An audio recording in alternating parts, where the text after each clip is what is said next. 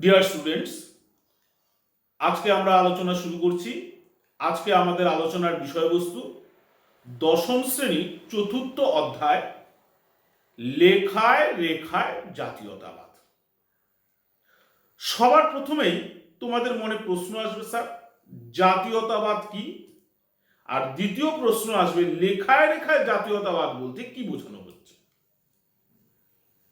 সাধারণভাবে আমরা বলি, যখন কোনো বৃহৎ ভূখণ্ডে বসবাসকারী জাতি, ধর্ম, বর্ণ, সম্প্রদায় নির্বিশেষে সকলেই একই দেশের অধিবাসী মনে করে, তখন সেই জনসমষ্টির যে বোধ, এই যে অনুভব, একে বলা হয় জাতীয়তা বোধ।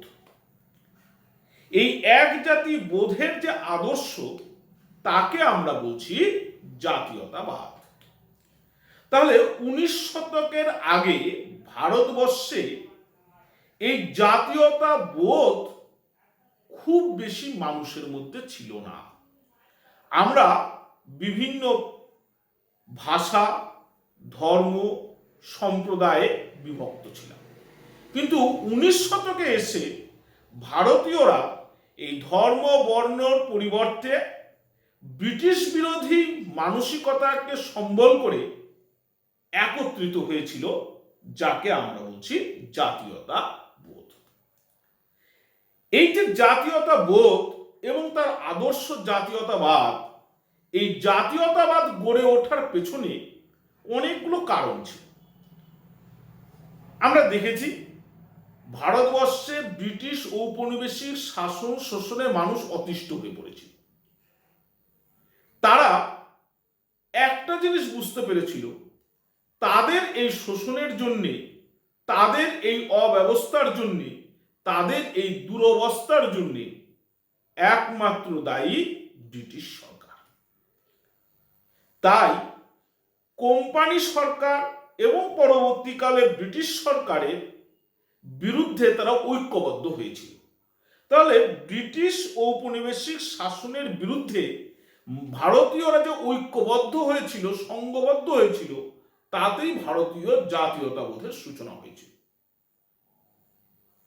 আবার দেখা যাচ্ছে এই জাতীয়তাবোধের পশ্চাতে একটা ইউরোপীয় প্রেক্ষিত ছিল। কি ধরনের ইউরোপীয় প্রেক্ষিত?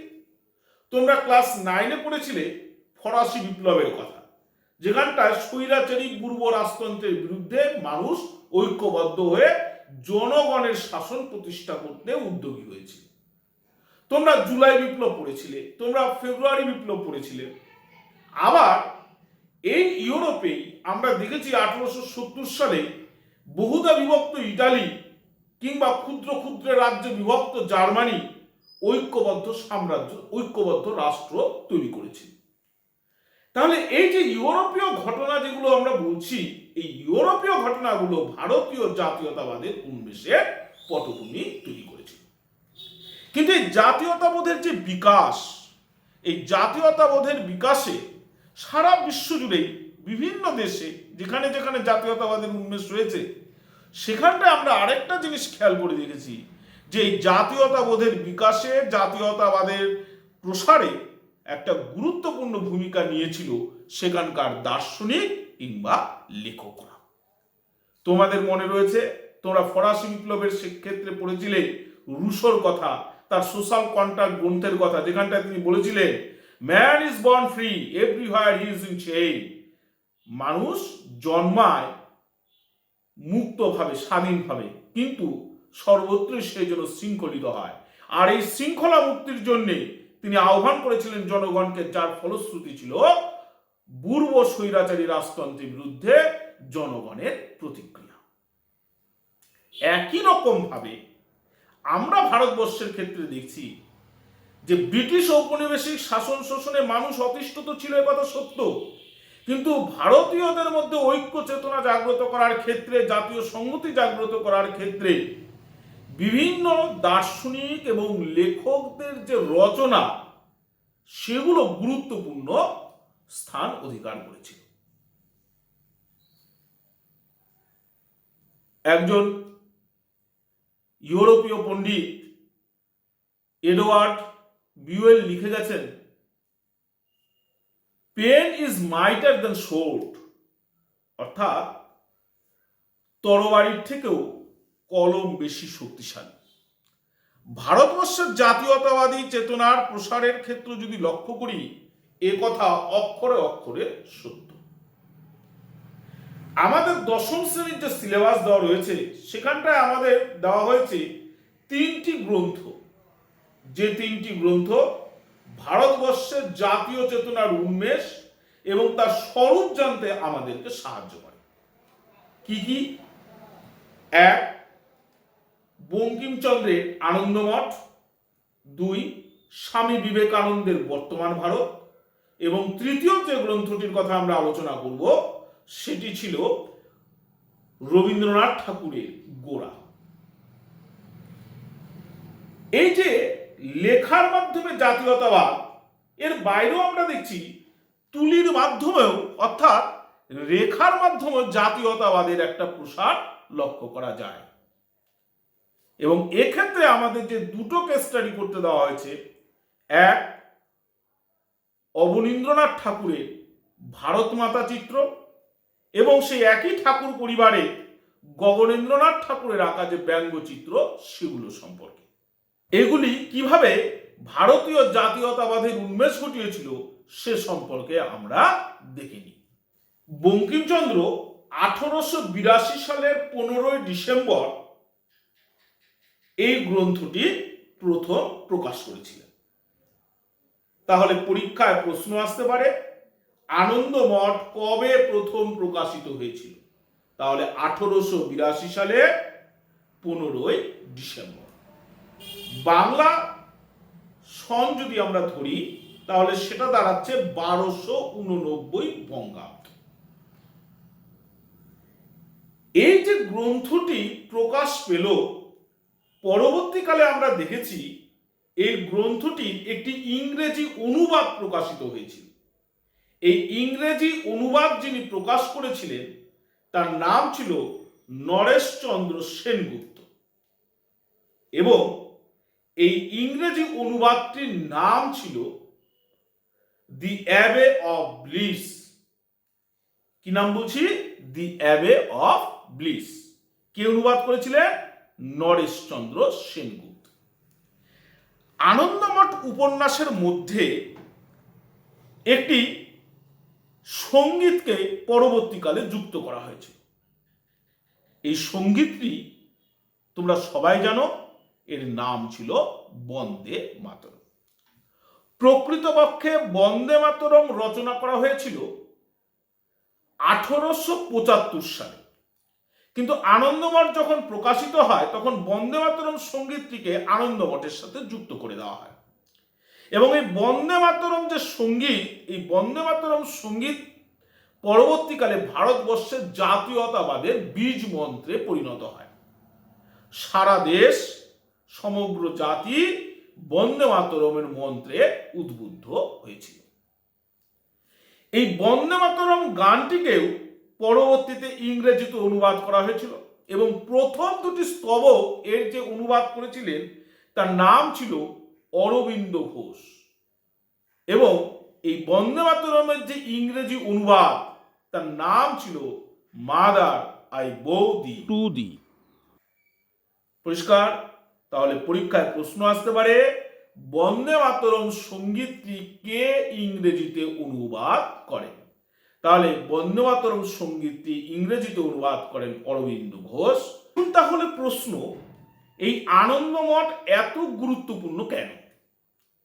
কেন আমাদের সিলেবাসে আনন্দমঠকে পড়তে বলা হয়েছে? আনন্দমঠের গ্রন্থে বঙ্কিমচন্দ্র প্রথম দেখিয়েছিলেন জননী জন্মভূমিষ্ঠ স্বর্গাদপি গরীয়সী, অর্থাৎ জননী এবং জন্মভূমি স্বর্গের থেকেও মহান। তাহলে দেশ মাতৃকার শৃঙ্খল মোচনের যে আদর্শ, এই আদর্শ প্রথম প্রতিফলিত হয়েছিল আনন্দমঠের মধ্যে। আনন্দমঠ গ্রন্থে যে প্রেক্ষাপট আলোচনা হয়েছে তা মূলত দুটি ঐতিহাসিক ঘটনার প্রেক্ষাপটে। 1, 1770 খ্রিস্টাব্দ তথা 1176 বঙ্গাব্দের 76-এর মন্বন্তর, এবং অপরটি সন্ন্যাসী ও ফকির বিদ্রোহ। এই প্রেক্ষাপটে তিনি যে উপন্যাস রচনা করেছেন সেখানটায় তিনি একটি চরিত্র এঁকেছেন, তার নাম ছিল সত্যানন্দ। সত্যানন্দ তিনি সন্তান দলে যোগদান করেন। এই সন্তান দল দেশমাতৃকার মুক্তির জন্য সর্বস্ব ত্যাগ করতে রাজি হয়েছিল। তাহলে সন্তান দলের মধ্য দিয়ে দেশমাতার পূজা, দেশমাতৃকার শৃঙ্খল মোচন করা, এই আদর্শকে প্রথম বঙ্কিমচন্দ্র তার আনন্দমঠ গ্রন্থের মাধ্যমে তুলে ধরেছিলেন। কোন সমালোচক মনে করেন আনন্দমঠ গ্রন্থে ওল্ড মর্টালিটি বলে যে ইংরেজি গ্রন্থটি রয়েছে তার একটা প্রভাব রয়েছে। তোমাদের মনে প্রশ্ন আসবে, ওল্ড মর্টালিটি কি স্যার? ওল্ড মর্টালিটি একটি উপন্যাস যে লিখেছিলেন তার নাম ছিল ওয়াল্টার স্কট। স্কটল্যান্ডে কোভেনেন্টার বলে এক যাজক শ্রেণী বা পাদ্রী শ্রেণী, তারা ব্রিটিশ রাজশক্তির বিরুদ্ধে বিদ্রোহ করেছিল। ভারতবর্ষেও সন্ন্যাসী যারা দেশমাতৃকার মুক্তির জন্য একত্রিত হয়ে ব্রিটিশ রাজের বিরুদ্ধে লড়াইয়ে অংশগ্রহণ করেছিল। তাই এই ওল্ড মর্টালিটির সাথে আনন্দমঠের একটা সাদৃশ্য খোঁজার চেষ্টা করা হয়। কিন্তু আনন্দমঠ ভারতবর্ষের জাতীয়তাবাদী প্রেক্ষাপট তৈরি এবং ভারতবর্ষের জাতীয় চেতনার বিকাশে অভাবনীয় একটা জায়গা দখল করে নিয়েছে। কেন? তার সবচেয়ে বড় কারণ আনন্দমঠ এবং বন্দে মাতরম সঙ্গীত ভারতীয় স্বাধীনতা সংগ্রামের বীজ মন্ত্রে পরিণত হয়েছিল। হাজার হাজার মানুষ, লক্ষ লক্ষ ভারতবাসী বন্দে মাতরমকে পুঁজি করে তারা দেশমাতৃকার শৃঙ্খল মোচন করতে নিজের প্রাণ পর্যন্ত আহুতি দিতে রাজি হয়েছিলেন। এখানটাই আনন্দমঠের সবচেয়ে বড় কৃতিত্ব। রমেশচন্দ্র মজুমদার বঙ্কিমচন্দ্রের এই আনন্দমঠের ব্যাখ্যা করতে গিয়ে এবং তার সামগ্রিক যে উপন্যাসগুলো রয়েছে সেগুলোকে নিয়ে ব্যাখ্যা করতে গিয়ে এক জায়গায় বলছেন যে বঙ্কিমচন্দ্র দেশপ্রেমকে ধর্ম এবং ধর্মকে দেশপ্রেমে পরিণত করেছিলেন। তাহলে আনন্দমঠ গ্রন্থ ভারতবর্ষের জাতীয় চেতনার বিকাশে যে একটা গুরুত্বপূর্ণ ভূমিকা নিয়েছিল সে বিষয়ে কোনো সন্দেহ নেই। দ্বিতীয় যে গ্রন্থটির কথা আমরা আলোচনা করব, এই গ্রন্থটির লেখক স্বামী বিবেকানন্দ এবং গ্রন্থটির নাম বর্তমান ভারত।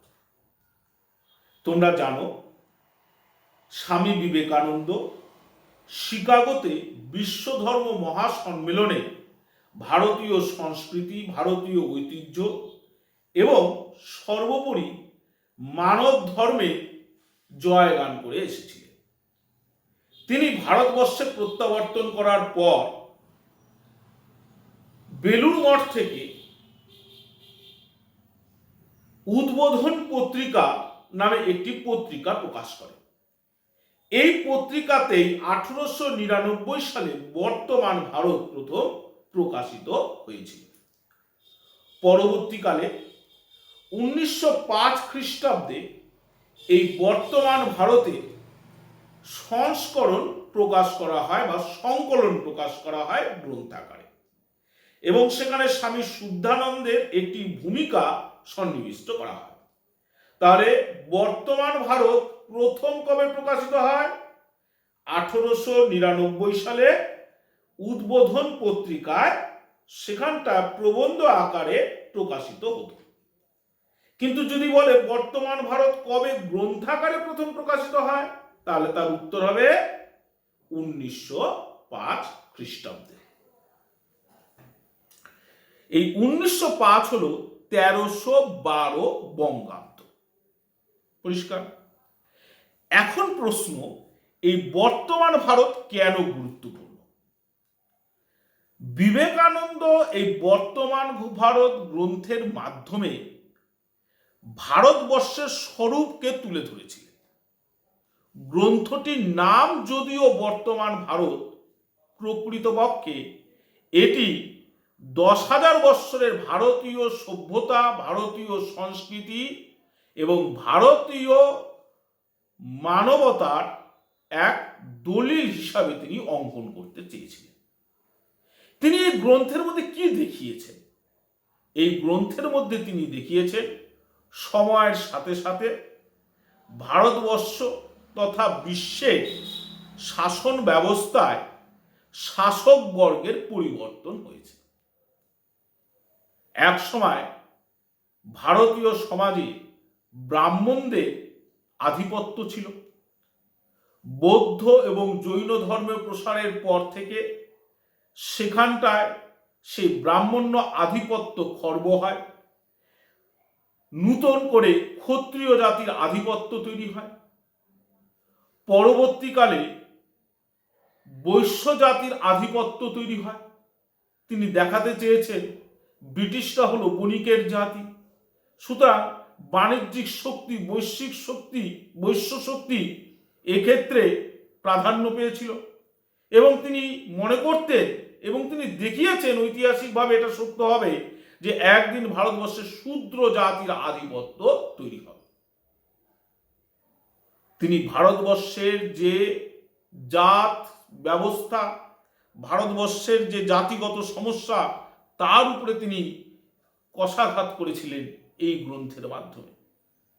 এই গ্রন্থে তিনি ভারতীয়দেরকে জাতীয়তাবাদে উদ্বুদ্ধ হওয়ার আহ্বান জানিয়েছেন। তিনি লিখেছেন, ভুলিও না তুমি দেশ মাতৃকার জন্য জন্ম হতেই বলি প্রদত্ত।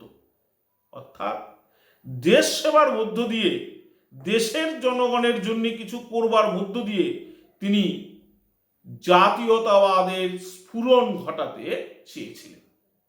তাই বর্তমান ভারত তৎকালীন পরিস্থিতিতে হীনমন্য ভারতবাসীর মধ্যে জাতীয় চেতনা, তার সংস্কৃতি, তার ভাষা, তার গৌরবকে তিনি তুলে ধরেছিলেন।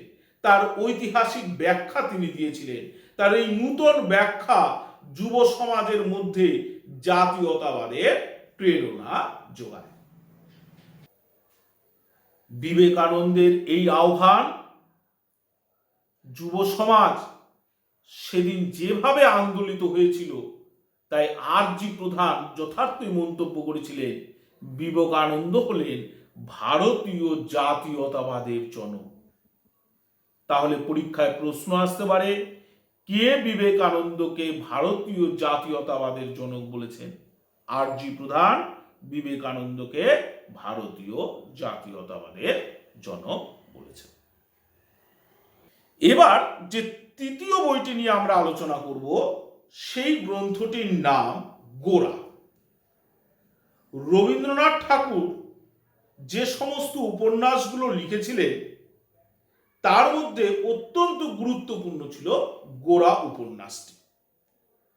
এই গ্রন্থটি প্রথম প্রকাশিত হয় 1910 খ্রিস্টাব্দে।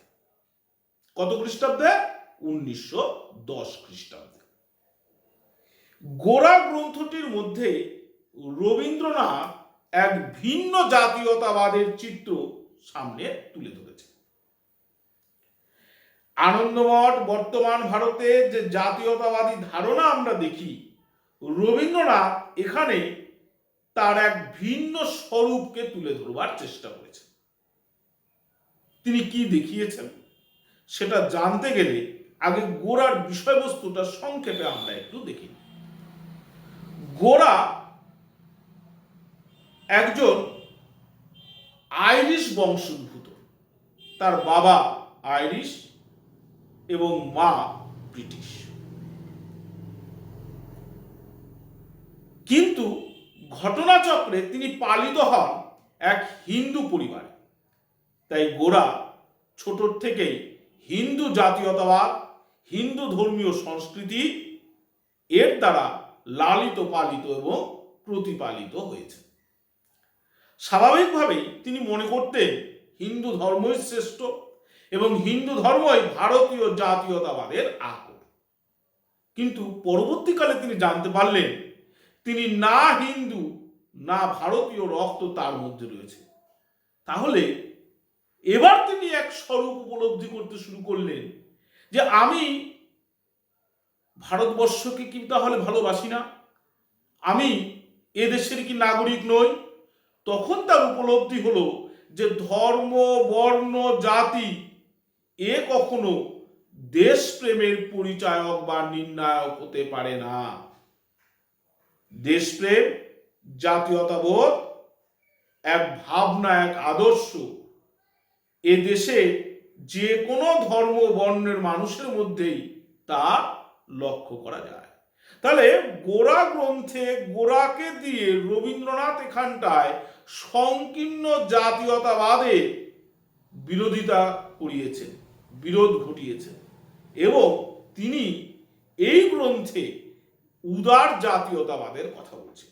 এই যে সংকীর্ণ জাতীয়তাবাদ বনাম উদার জাতীয়তাবাদের যে সংঘাত গোরা গ্রন্থের মধ্য দিয়ে তিনি তাকে জনগণের সামনে তুলে ধরেছেন এবং ভারতীয় জাতীয়তাবাদকে একটি নতুন ডাইমেনশন দিয়েছেন, একটি নতুন আকার দিয়েছেন। এই উদার জাতীয়তাবাদই আধুনিক ভারতীয় জাতীয়তাবাদের মেরুদণ্ড স্বরূপ। তাহলে রবীন্দ্রনাথের এই গোরা গ্রন্থ এক নূতন জাতীয় চেতনার সঞ্চার ঘটিয়েছিল, এক নূতন উদারনৈতিক ভারতীয় সাংস্কৃতিক বোধের স্বরূপ উন্মোচিত করেছিল, এ কথা আমরা বলতে পারি। তাহলে বোঝা গেল আমরা এখানটায় মূলত তিনটি গ্রন্থ আলোচনা করলাম। এক, বঙ্কিমচন্দ্র চট্টোপাধ্যায়ের আনন্দমঠ। দুই, স্বামী বিবেকানন্দের বর্তমান ভারত। এবং তৃতীয় যেটির কথা আমরা আলোচনা করলাম সেটি হলো রবীন্দ্রনাথ ঠাকুরের গোরা গ্রন্থ। এখন যে বিষয়টা নিয়ে আমরা আলোচনা করব সেটি চিত্রের মাধ্যমে কি করে জাতীয়তাবাদ পরিস্ফুট হয়েছিল এবং সেক্ষেত্রে আমরা দুটি নিয়ে আলোচনা করব। এক, অবনীন্দ্রনাথ ঠাকুরের ভারত মাতা চিত্র এবং দুই, গগনেন্দ্রনাথ ঠাকুরের যে ব্যঙ্গচিত্রগুলো ছিল সেগুলো সম্পর্কে। 1905 সালে যখন বঙ্গভঙ্গ আন্দোলন চলছে এবং বঙ্গভঙ্গের পরিপ্রেক্ষিতে স্বদেশী এবং বয়কট আন্দোলনে ভারতবর্ষ উত্তাল, সেই পরিপ্রেক্ষিতে অবনীন্দ্রনাথ ঠাকুর তিনি অঙ্কন করেছিলেন একটি চিত্র। এই চিত্রটির নাম ছিল বঙ্গমাতা। এবং এই বঙ্গমাতা যে চিত্র তিনি অঙ্কন করেন তার কল্পনায় এই বঙ্গমাতার 4টি বাহু বা 4টি হাত ছিল। তার শরীরে যে তিনি বসন পরিয়েছিলেন এই বসন গৈরিক বসন। তোমরা জানো ভারতীয় পতাকার উপরের যে রং সেটা হলো গৈরিক রং। কিসের প্রতীক? ত্যাগের প্রতীক। তাহলে এই যে তিনি বঙ্গমাতা যে চিত্রটি অঙ্কন করেছেন, এই বঙ্গমাতা চিত্রের যে মা যাকে কল্পনা করা হয়েছে বঙ্গমাতা হিসেবে, সেই বঙ্গমাতা ত্যাগের প্রতীক, কারণ তিনি গৈরিক বসন। তার যে 4টি হাত রয়েছে এই 4টি হাতে তিনি কোনো অস্ত্র তুলে দেননি, তিনি 4টি আয়ুধ তাদের হাতে তুলে দিয়েছিলেন। শিল্পীর কল্পনায় এগুলি ছিল কি? এক হাতে ছিল ধান বা ধানের শীষ, এক হাতে ছিল শ্বেত বস্ত্র, এক হাতে ছিল একটি গ্রন্থ, কেউ কেউ যাকে বেদ বলে অভিহিত করেছেন, আর এক হাতে ছিল একটি মালা। কেন? ধানের শীষ সমৃদ্ধির প্রতীক, শ্বেত বস্ত্র শান্তির প্রতীক, আর মালা জপের প্রতীক। আরেকটি হাতে কি ছিল বলেছি? আরেকটি হাতে ছিল বেদ, যা জ্ঞানের প্রতীক। তাহলে তার চিত্রিত এই বঙ্গমাতা শান্তি, সমৃদ্ধি, জ্ঞান এবং সংযম, এই চারকে যেন প্রতিফলিত করছে। তোমাদের মনে প্রশ্ন আসবে, স্যার আপনি শুরু করেছিলেন ভারত মাতা বলে, কিন্তু আপনি বলে যাচ্ছেন বঙ্গমাতা। 1905 সালে যখন এটি প্রথম চিত্রিত করা হয় তখন এর নাম ছিল বঙ্গমাতা। পরবর্তীকালে এই বঙ্গমাতা একেই ভারত মাতার নামকরণ করা হয়। তাহলে এখন তোমাদের মনে আবার প্রশ্ন আসবে, স্যার কে এই নতুন নামকরণ করলো? এই বঙ্গমাতাকে ভারত মাতা যিনি নামকরণ করেছিলেন তার নাম ছিল ভগিনী নিবেদিতা। পরীক্ষায় প্রশ্ন আসবে, কে বঙ্গমাতাকে ভারত মাতা নামে প্রথম অভিহিত করেন? তাহলে তার উত্তর ভগিনী নিবেদিতা। এই বঙ্গমাতা যে চিত্রটি পরবর্তীকালে যাকে ভারত মাতা বলা হচ্ছে, এই ভারত মাতা চিত্রটি ভারতবর্ষের জাতীয়তাবাদ উন্মেষের ক্ষেত্রে এক বড় ভূমিকা গ্রহণ করেছিল। কাশ্মীর থেকে কন্যাকুমারী পর্যন্ত ভারত মাতা চিত্র জাতীয়তাবাদী চেতনা জাগ্রত করতে এক গুরুত্বপূর্ণ অবদান রেখেছিল। বর্তমানে এই ভারত মাতার চিত্রটি ভিক্টোরিয়া মেমোরিয়াল হলে সংরক্ষণ করা রয়েছে। যিনি এটি অঙ্কন করেছিলেন সেই অবনীন্দ্রনাথ ঠাকুর, যাকে নব্য চিত্রকলার অগ্রদূত বলা হয়। পরীক্ষায় প্রশ্ন আসতে পারে কাকে নব্য চিত্রকলার অগ্রদূত বলা হয়? তাহলে অবনীন্দ্রনাথ ঠাকুরকে নব্য চিত্রকলার অগ্রদূত বলা হয়। অবনীন্দ্রনাথ ঠাকুর তার এই ভারত মাতার চিত্রকে বেঙ্গল স্কুল অফ আর্টের লোগো হিসাবে নিজেই ব্যবহার করেছিলেন। এবার আমরা যেটা নিয়ে আলোচনা করব সেটি গগনেন্দ্রনাথ ঠাকুরের ব্যঙ্গচিত্র। গগনেন্দ্রনাথ ঠাকুর বাংলায় ব্যঙ্গচিত্রের জনক হিসাবে পরিচিত। তিনি সমসাময়িক সমাজ, রাষ্ট্র ব্যবস্থা, অর্থনৈতিক শোষণ, সামাজিক অব্যবস্থা, এই সমস্ত কিছুকে কেন্দ্র করে এমনভাবে চিত্রগুলোকে অঙ্কন করতেন যা সাধারণ মানুষ, শিক্ষিত মধ্যবিত্ত সমাজকে ভাবতে বাধ্য করত। প্রসঙ্গত বলে রাখি, ভারতবর্ষে প্রথম ব্যঙ্গচিত্র প্রকাশিত হয়েছিল যে পত্রিকায়, তার নাম ছিল অমৃতবাজার পত্রিকা। কিন্তু গগনেন্দ্রনাথ ঠাকুর যে ব্যঙ্গচিত্রগুলি অঙ্কন করতেন, এই চিত্রগুলির পৃষ্ঠপোষকতা করতেন রামানন্দ চট্টোপাধ্যায়। তোমরা প্রথম চ্যাপ্টারেও পড়েছ, রামানন্দ চট্টোপাধ্যায় একটি পত্রিকা ছিল যার নাম ছিল প্রবাসী। এই প্রবাসী পত্রিকাতেই মূলত গগনেন্দ্রনাথ ঠাকুরের ব্যঙ্গচিত্রগুলি প্রকাশিত হতো। তবে শুধু প্রবাসী তা নয়, মডার্ন রিভিউ, ভারতী, বসুমতী প্রভৃতি পত্র পত্রিকাতেও এই ব্যঙ্গচিত্রগুলি প্রকাশিত হয়েছিল। আমরা গগনেন্দ্রনাথ ঠাকুরের যে ব্যঙ্গচিত্রগুলি, এই ব্যঙ্গচিত্রগুলিকে তিনটি ভাগে ভাগ করতে পারি। কয়টি ভাগে ভাগ করতে পারি? তিনটি ভাগে ভাগ করতে পারি। কি কি? এক, এর একটা সামাজিক অনুষঙ্গ ছিল, অর্থাৎ সামাজিক দিক থেকে তিনি যেগুলো সমালোচনা মনে করেছিলেন সেগুলোকে তিনি এর মধ্যে দেখিয়েছেন। দুই, তিনি ব্যক্তি বিশেষের যে সমস্ত কর্মকাণ্ড তার সমালোচনা করেছেন। আর তৃতীয়ত, তিনি রাজনৈতিক আনুষঙ্গ ধরে এর সমালোচনা করেছেন। গগনেন্দ্রনাথ ঠাকুরের ব্যঙ্গচিত্রগুলোকে সংকলিত করে মোট 4টি গ্রন্থ প্রকাশিত হয়েছিল। এই 4টি সংকলনের মধ্যে 3টি সংকলন তার জীবদ্দশায় আর একটি তার মৃত্যুর পর হয়েছিল। এই তিনটি সংকলনের মধ্যে প্রথম যে সংকলনটি প্রকাশিত হয়েছিল তার নাম ছিল অদ্ভুত লোক। এটি 1915 সালে সংকলিত হয়। দ্বিতীয়ত ছিল বজ্রবিদ্যুৎ, এটি 1917 সালে। আর তৃতীয় নবহুল্য, এটি 1921 সালে সংকলিত হয়েছিল। তার মৃত্যুর পর আরো একটি সংকলিত হয়েছিল, সেটা মরণোত্তর সংকলন নামে পরিচিত। তার যে সমস্ত ব্যঙ্গচিত্রগুলি ছিল, সে ব্যঙ্গচিত্রগুলির মধ্যে উল্লেখযোগ্য ছিল জাতাসুর। জাতাসুর কি?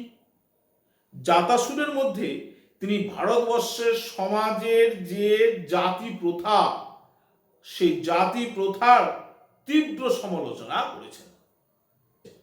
তার এর বাইরেও অনেকগুলো ব্যঙ্গচিত্র তিনি অঙ্কন করেছিলেন, যেমন পরাভূতের কাকলি, বাগযন্ত্র, বিদ্যার কারখানা প্রভৃতি। তাহলে আমরা কি দেখলাম? আমরা দেখছি যে গগনেন্দ্রনাথ ঠাকুর তার ব্যঙ্গচিত্র বা কার্টুনের মাধ্যমেও ভারতবর্ষে সামাজিক বৈষম্য, রাজনৈতিক অসাম্যর বিরুদ্ধে তার তুলির টানের মাধ্যমে জাতীয়তাবাদী চেতনার সঞ্চার ঘটিয়েছিলেন।